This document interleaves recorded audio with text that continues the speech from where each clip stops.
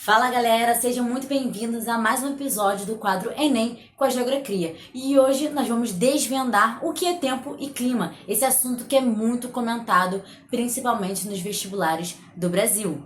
Bora lá, ó, não esquece de deixar o seu like e se inscrever aqui no canal, tá? Ó, vai lá agora, faz isso e bora partir pro vídeo.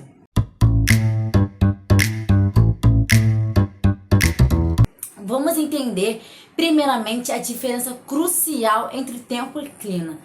Vamos lá, né? Que parada é essa? Meu irmão, aqui que tá o pulo do gato. Preste atenção. Muita gente acha que é a mesma coisa, mas nada a ver, tá? Conceito de tempo, vamos lá.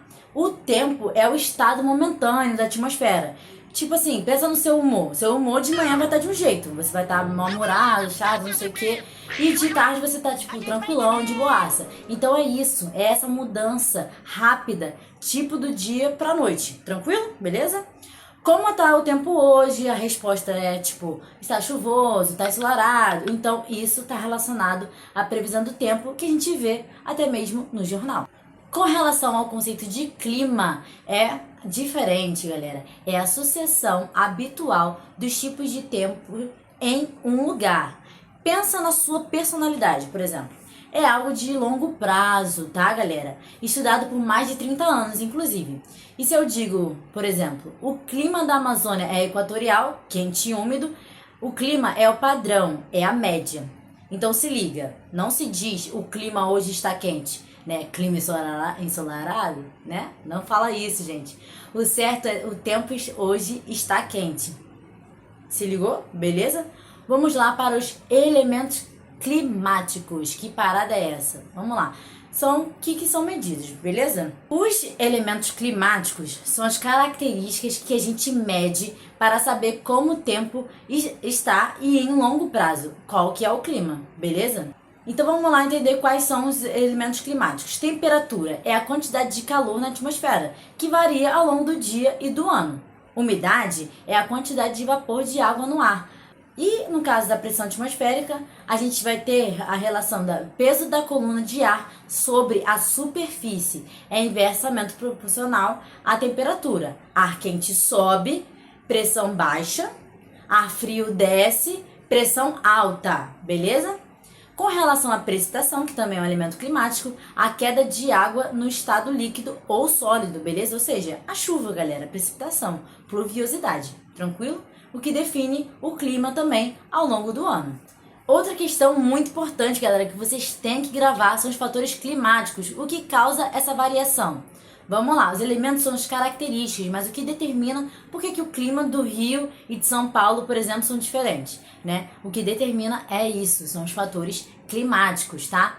Vamos entender agora quais são eles, um de cada vez. Latitude, quanto mais perto da linha do Equador, baixa latitude, né? Vai ser mais quente. Quanto mais perto dos polos, alta latitude, mais frio vai ser.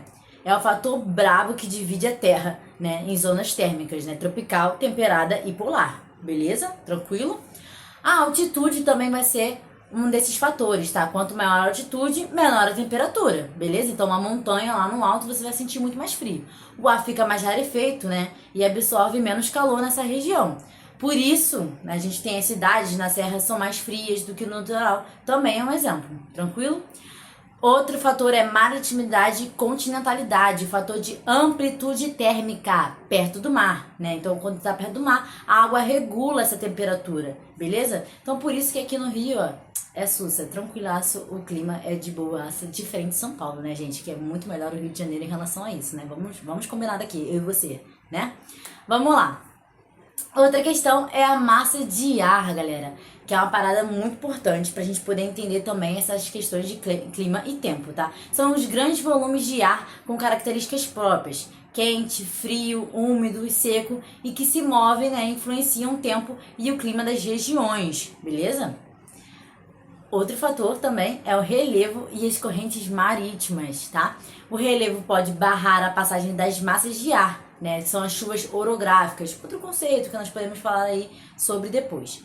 Correntes marítimas frias, por exemplo, elas causam o ar estável e seco, né? Facilitando a formação de desertos, por exemplo, né? Então pega a visão que essa parte aí a gente pode falar, exemplo, do deserto do Atacama. Onde é que fica o deserto do Atacama?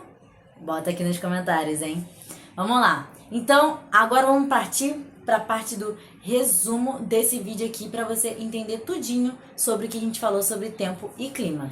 Galera, pra gente fechar aqui, ó, tranquilaço, com chaves de ouro, naquele estilo, né? A gente vai entender aqui que tempo é o agora, beleza? Está quente, tá chovendo. Pensa sempre no hoje. Com relação ao clima, é o padrão, é quente, úmido, enfim. A gente vai pensar sempre naqueles 30 anos, que é a norma climática, ok? Que é o que os geógrafos vão estudando ao longo dos anos, meteorológicos, enfim. E os elementos é o que você mede, temperatura, umidade, pressão, beleza? E os fatores, né, que vamos ter, que é o que causa essa variação em diferentes lugares. Latitude, altitude, maritimidade. Tranquilo? Show de bola? Então, galera, é isso.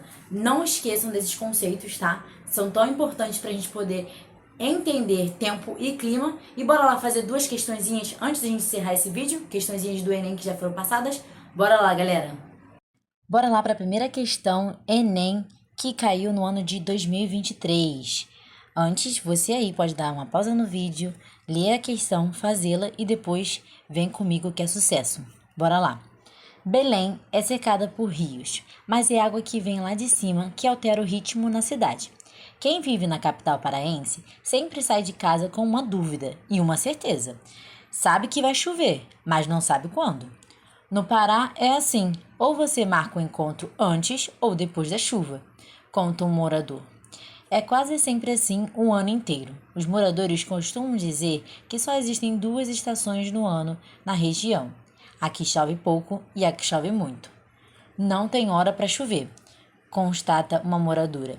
Trabalho, escola, atrasa tudo. Tem que ficar esperando passar a chuva, na verdade, diz outra moradora.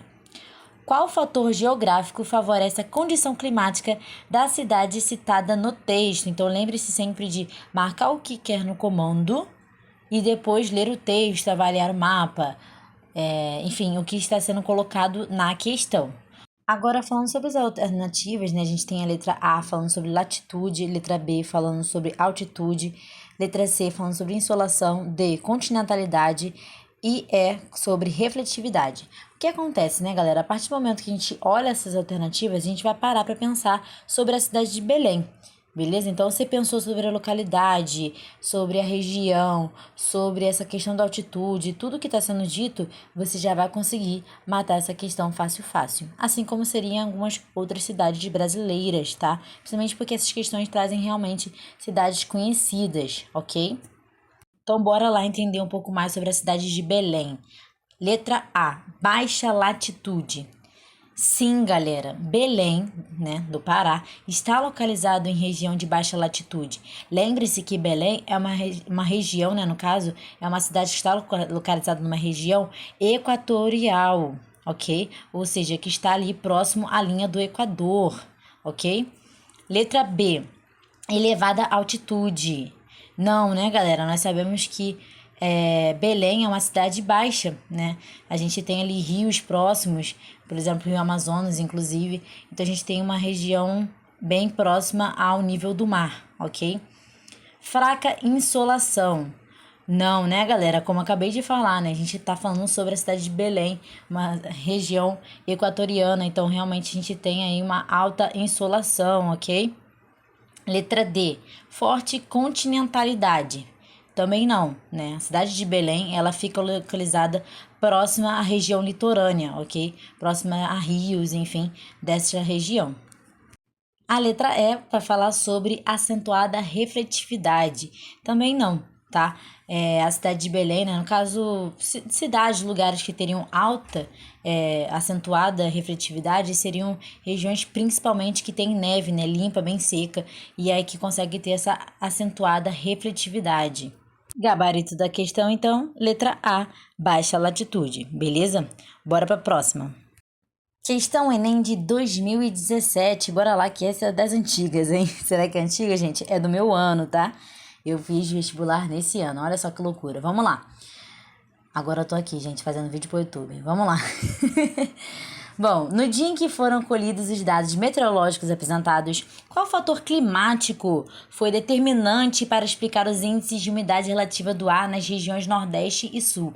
Esta questão especificamente traz duas figuras, onde apresenta um mapa com as temperaturas de todas as regiões brasileiras, principalmente ali as temperaturas localizadas nas cidades que são capitais dos estados, ok? E a segunda figura que mostra a umidade relativa do ar por região do país para o dia 28 de agosto de 2014, galera. Então, nós temos ali as divisões das regiões e a umidade relativa de cada região do nosso Brasilzão. Bora lá para as alternativas.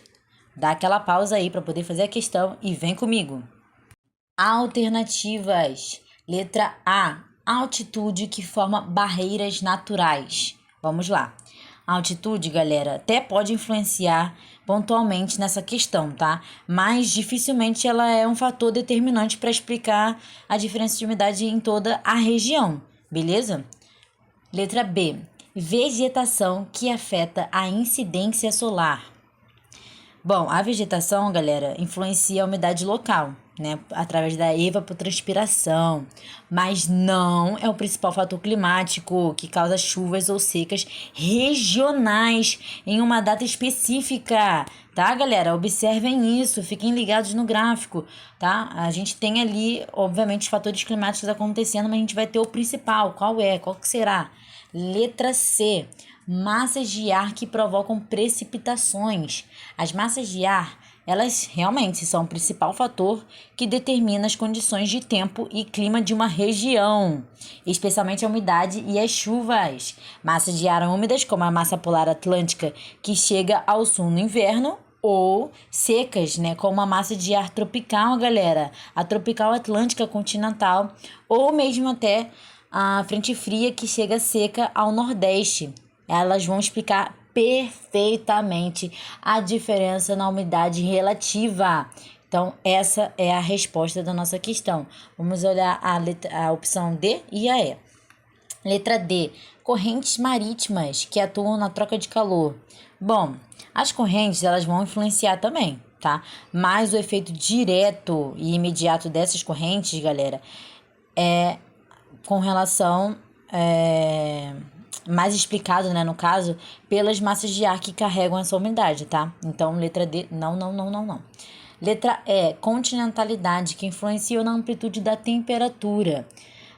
Bom, a continentalidade vai explicar a variação térmica diária e anual, mas não um alto ou baixo teor de umidade do ar em uma data, galera. Fiquem ligados nisso.